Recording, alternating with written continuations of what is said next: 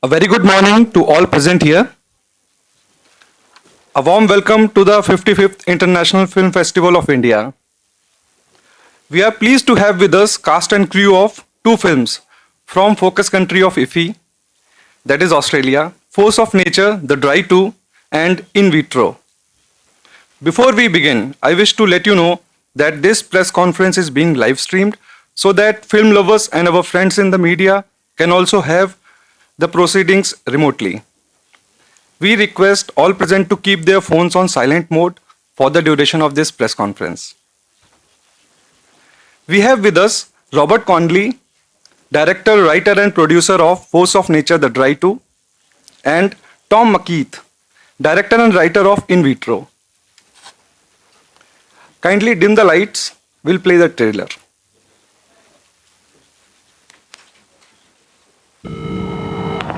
Aaron? Alice? Thank God, can you hear me? Are you okay? Daniel knows. Alice?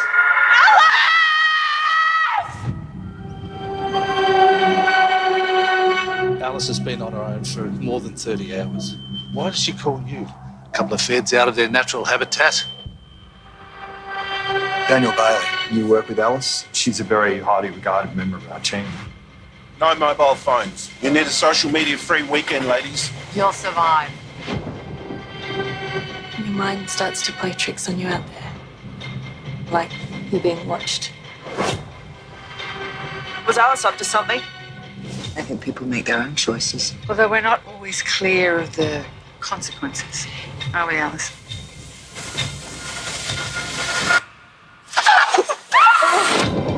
None of you have been honest with me about what happened out there.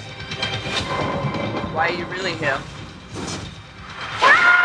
Out there. Nature holds us all to account.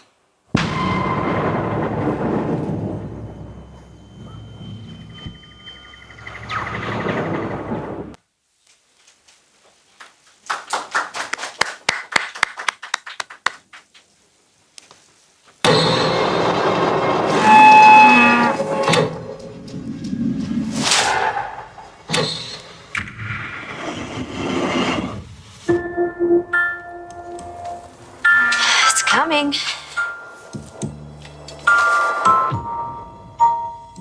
Layla, where's your ring? Don't you know it's bad luck to take it off?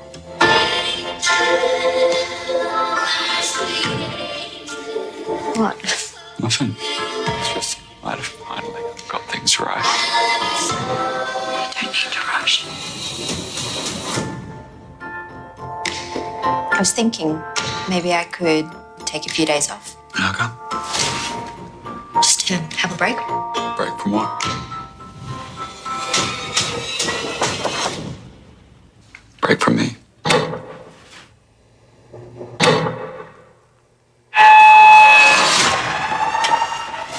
System failure. Replication process terminated. What is this? People would pay a lot of money for this kind of technology.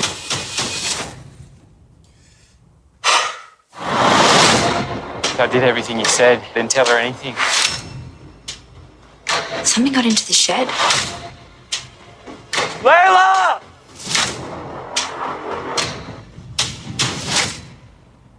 Is everything okay?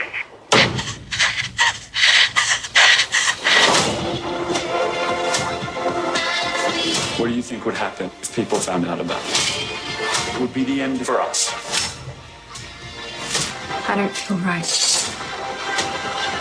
What the hell have you done?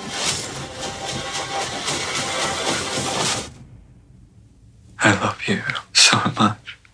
Everything's gonna be better from now on.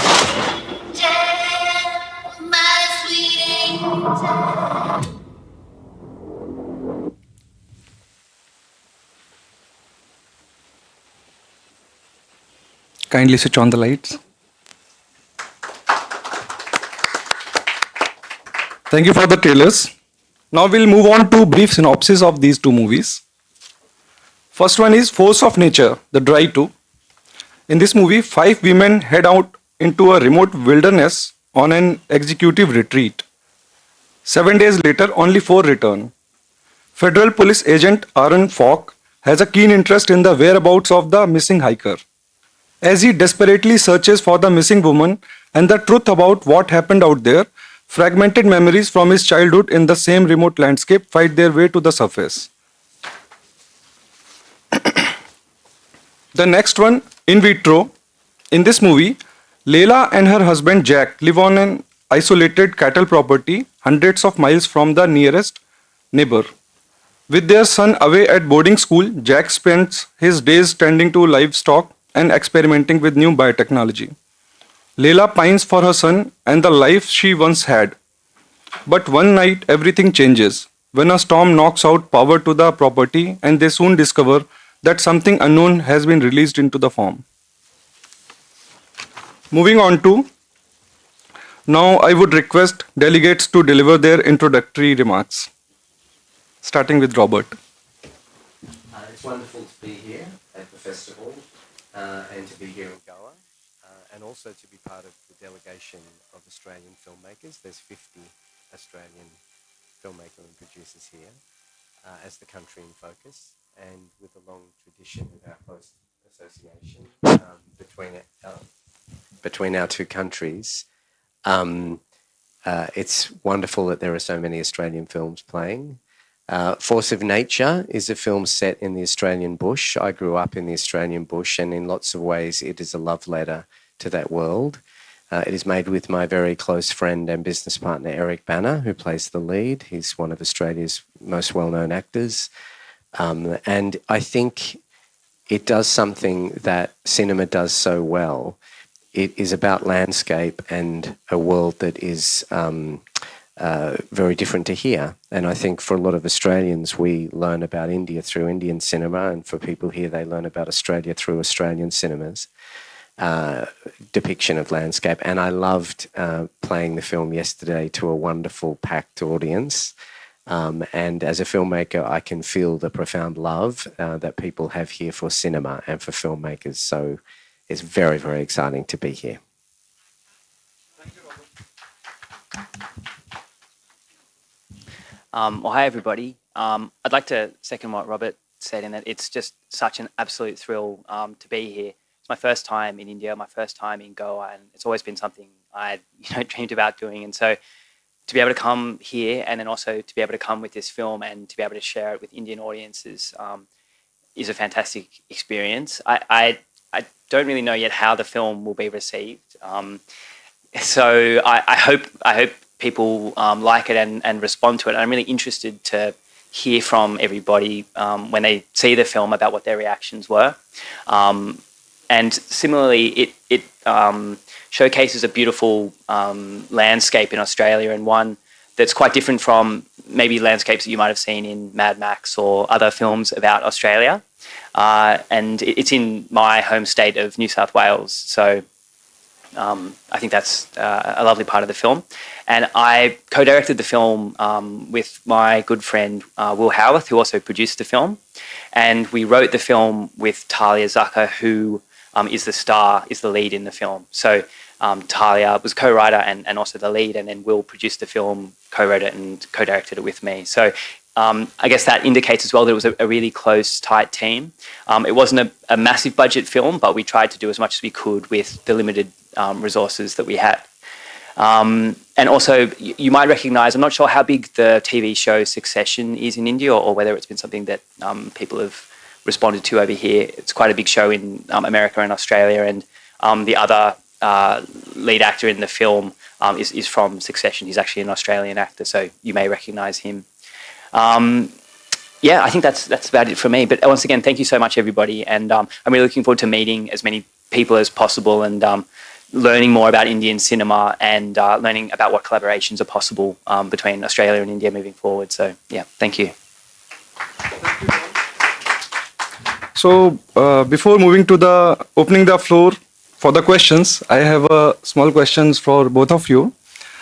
As you both mentioned that Australian landscape is a distinctive element which separates it from the Western cinema and other regional cinema. So when it becomes a compulsion to show the Australian landscape to portray that it is an Australian movie, Yeah, it's a great. That's a great question. I think that as a director, I always feel like the landscape is a character in the film, and the way it affects people, the way they live their lives in it, the way it casts a spell over them. In my film Force of Nature, it's about these characters getting lost in the bush, and the Australian bush is a very tough and often brutal place to get lost in, but also incredibly beautiful. So for me, I think the concept of landscape as a character in the film is really critical. Yeah, and I'd say as well, Australia is obviously a huge country with a very small population, and we've always had a very distinct relationship with that vastness and that sense of isolation and the kind of the fear that sense of isolation can invoke in people. And throughout the history of Australian cinema, that's been a big element. I think it plays in both of our films, that sense that the natural world can be terrifying and isolating, and I guess, as you said, Robert, both a source of beauty and of terror. Yeah, I think that's why it plays an important part in our films. Yeah, and just one thing to add to that too, Australia has a very complex relationship with the First Nations people, the traditional owners of the land we filmed on, the Wurundjeri people of the Kulin Nation, and their history in that landscape is so significant. And I think that one of the exciting things in Australian cinema is that we're also seeing a lot of First Nations filmmakers making films about the landscapes that we made our films about. Yeah, totally agree, sir. And this is one of the distinctive element, as we all can see, beautiful landscapes. We can just close the eye and admire the beauty of it. One last question to Tom, then we'll move to audience. One distinctive element in your movie is background score. It is so beautiful and at the same time it is haunting. So how did you choose that particular sound score or that theme particularly? This is the score. Sorry, you were talking about? Yeah. Actually, the score was written by a composer called Helena Chaika, who's my wife. So she's going to be doubly. She was very disappointed that she couldn't come to go up. We have a 6-month-old baby, so she's looking after the baby. But yeah, she did a fantastic job. And one thing that really struck, I haven't worked in this genre space very much. My previous films were more kind of realist kind of films, and I was really struck by working in a thriller, sci-fi, horror-ish kind of space that you can really take some risks with the music. You can experiment with things that are more discordant and use sound design elements in the score. So I think even though it can be more conventional, perceived as a more conventional approach working in genre, it allows great scope for experimentation in the music. And we just said to Helena, go for it, see what in the landscape inspires you, also in the kind of futuristic technology inspires you. And I think she'll be better at answering the question because it was really just her vision for it. And I think she did a great job of capturing mood and unease and something otherworldly and strange. Yeah, so exactly. I'm definitely going to pass it on to her though, so she'll be very happy. Thank you. Thank you, Tom. Now the floor is open and we would request everyone to restrict to one questions only because of the paucity of time. Thank you. Hi, congratulations on your films. It's a privilege to have you with us today. So since both of you talked about landscapes, difference in landscapes, and Tom mentioned the idea of vastness. And I think India as a country also shares that sense of vastness in very different and varied landscapes and geographical terrain. And we're talking about, the force of nature. And this becomes even more relevant at a time where we are seeing an increasing number of ecological disasters and the threat of climate change looms larger each day. Do you think having films that showcase such landscapes and the potential threats to such landscapes, especially at, the brink of disaster at which we stand today, is becoming increasingly more important through cinema? And what role can we, or what different ways can we target this topic in so that it resonates better or creates greater awareness among the people? Yeah, that's an absolutely fantastic question. It's a massive issue that Australia faces. as does the world. The environmental degradation of our landscape and the impacts of climate change. And the Force of Nature is a sequel to a film called The Dry, which was very much about what you talked about. I made another film, Blueback, which is about marine conservation. I would say that there probably is no more important story for filmmakers to be talking about than the environment and the impacts of climate change. It is something we all share in both of our countries. However, it is hard to do because you get profoundly criticised for it. As we know, there are a lot of climate deniers, a lot of media. I have received, vitriolic attacks on my work when they are about the environment. So I think it is important that younger emerging filmmakers, and there's an interesting eco theme in this film as well, in Vitro. So I actually love that question because I think it speaks right to the heart of something both of our films actually talk to. Yeah, and I think one of the way I've kind of thought about it is to try not to be too direct or maybe preachy with the message around climate change while still trying to get it in there, because as Robert said, people can respond negatively if they go to see a movie and then feel like they're being told something moral. But I think one of the great things about film is that it can tell a story and engage people and talk about issues through characters in a way that can sometimes get past those defenses. So yeah, I agree with Robert. It's both a big challenge but also something very important to try and do as much as possible. And it's kind of in the background of our film as well. Yeah.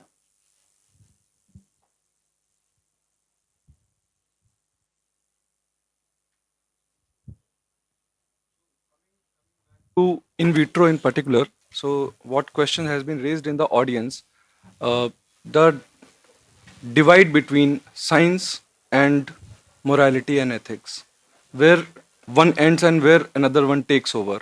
So in particular, in vitro, we have seen that biotechnology, at one hand, it is helping humanity, and on the other hand, it is also threatening. So, what is your conclusion? Would you be continuing with this theme to send a message? Because it is this, generally, filmmakers don't try to send a message to the audience, they allow them to form their own opinion, but this movie is with a message. So, what is your take? Yeah. I guess my feeling is I am concerned, I guess, about unregulated technology and biotechnology in lots of areas, but I can't really see effective regulation stopping it or preventing it. And I don't feel like there's a great conversation about how new technologies should be managed, even in other areas as well, such as AI. So I certainly don't have any solutions or anything like that, but hopefully the film is an opportunity for people to reflect on where we're going with new technology and just maybe be an opportunity for people to reflect on these things and a bit of a warning. But I think it is something worth focusing on, and hopefully it gives the audience a chance to pause and think about these questions. But in fact, that's as much as we can really do with filmmaking. Then it's over to policymakers and politicians and other people to try and solve these problems. Basically, it is a way to start the discussion, what he meant to say. And for that end, the movie succeeds. Now, we'll take the discussion to another area, since Australia is... please continue. Hi, Robert. Hi, Tom. First of all, welcome to IFFI. Welcome to India. So I have a very quick question, which is something related to business.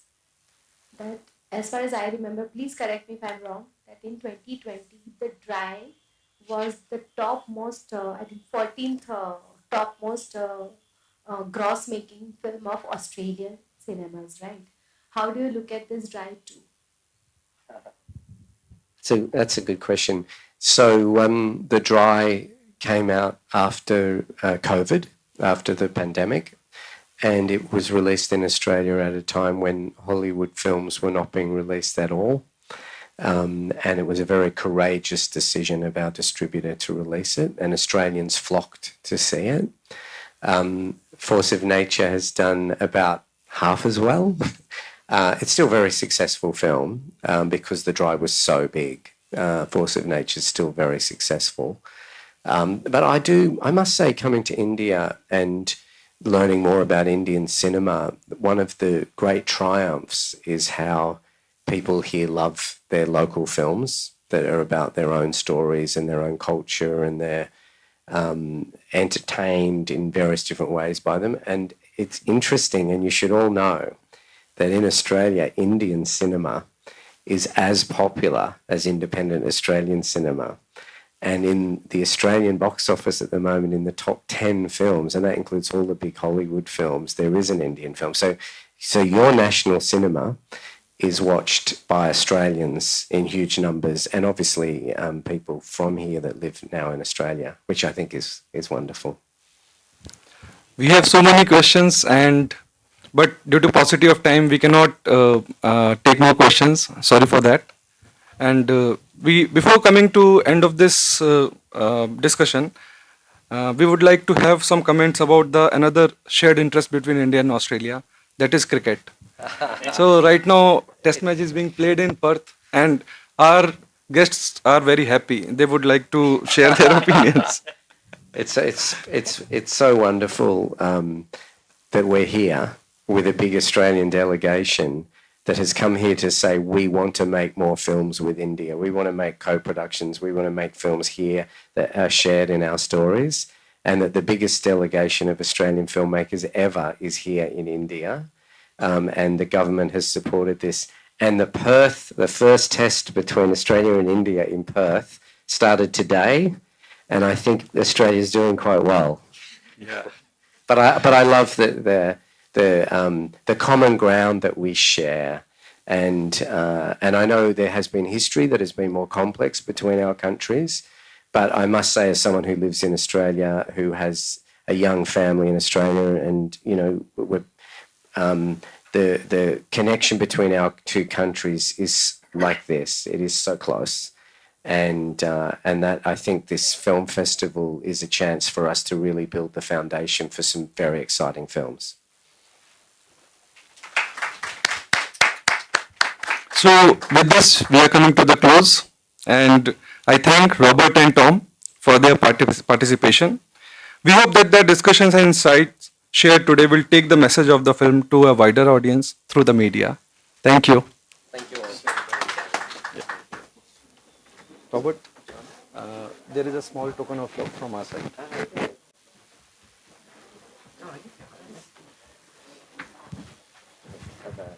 The photo, yeah.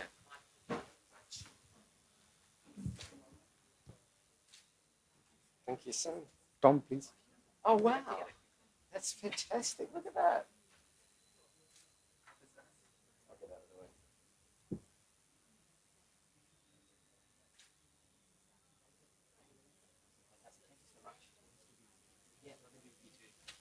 Actually, we should get that photo for the Screen Australia. That photo is really good. I wonder if I You could want get soft it copy of it? Yeah, emailed maybe. Or, Surely. We can do yeah. WhatsApp, email. Thank you whatever for your question about the environment.